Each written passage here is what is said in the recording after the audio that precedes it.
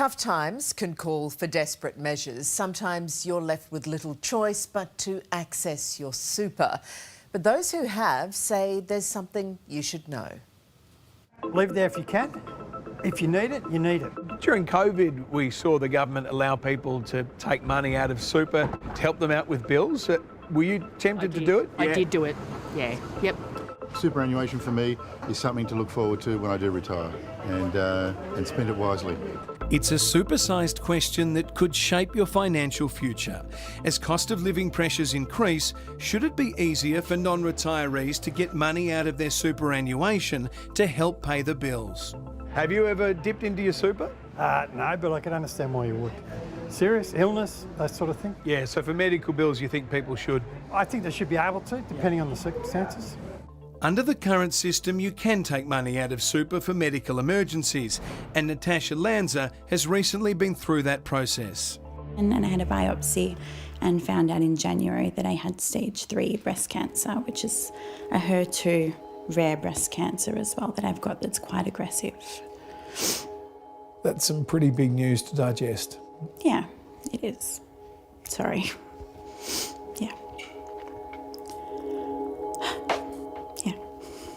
I'm still getting used to it, I think. The 34-year-old kindergarten teacher and devoted mum to James was told she needed chemo drug Perjeta, which is not on the PBS. Natasha had to come up with $8,000 for the first round of treatment. So if I didn't take the drug, it would spread through my body. So I guess my first option was, well, I have to get the money from somewhere. And that's when I decided to use my super. And I had it was just over 8 days to come up with the money. But it wasn't easy to get the cash. Natasha had to compile significant paperwork to satisfy the super fund that she had cancer and that the disease meant that she couldn't work. It shouldn't be like that. I think people should be able to have easy access to their own money when they're sick and they need these funds, because nobody asks to get cancer and we don't think it's going to be such a big process or we need to come up with this money so quickly.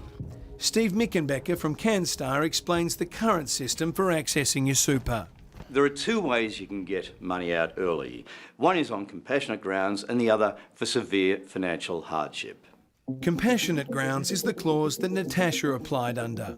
Compassionate grounds are things like illness, disability, palliative care, death, funeral, and it's for yourself or a dependent. To apply under the financial hardship clause, you generally need to have been on Centrelink benefits for 26 weeks. Severe financial hardship isn't very well defined, but you make application to your super fund.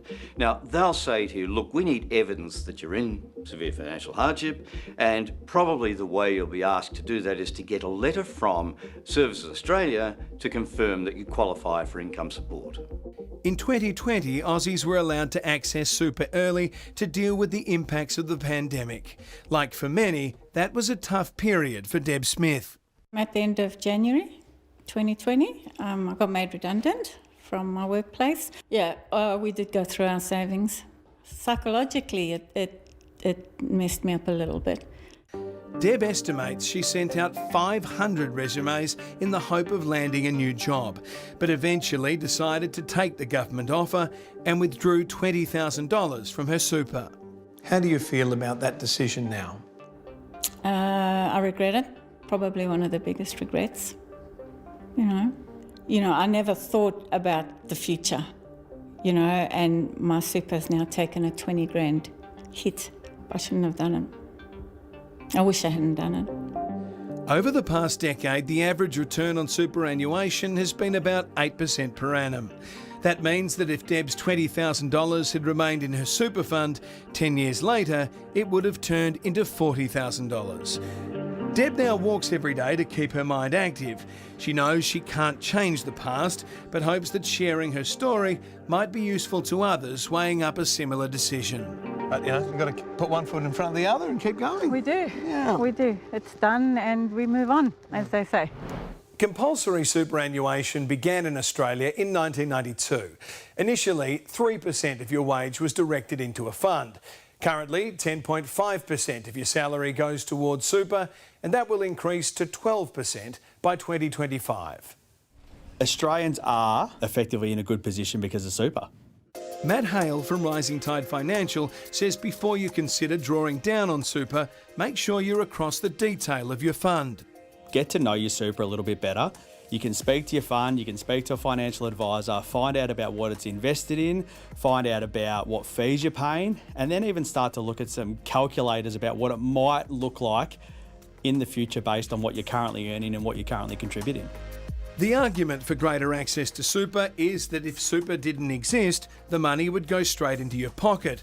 But retired educators Kerry and Ann Hammond never touched their super, and they say it worked for them.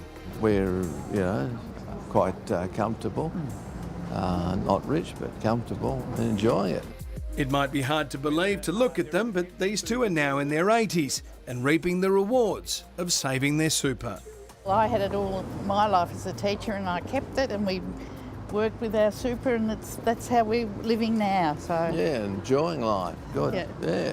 So your advice then, as somebody who's currently living off super, to a younger person, would be don't touch it. Don't touch it. No. You might live a long time, mightn't you? So. Yeah.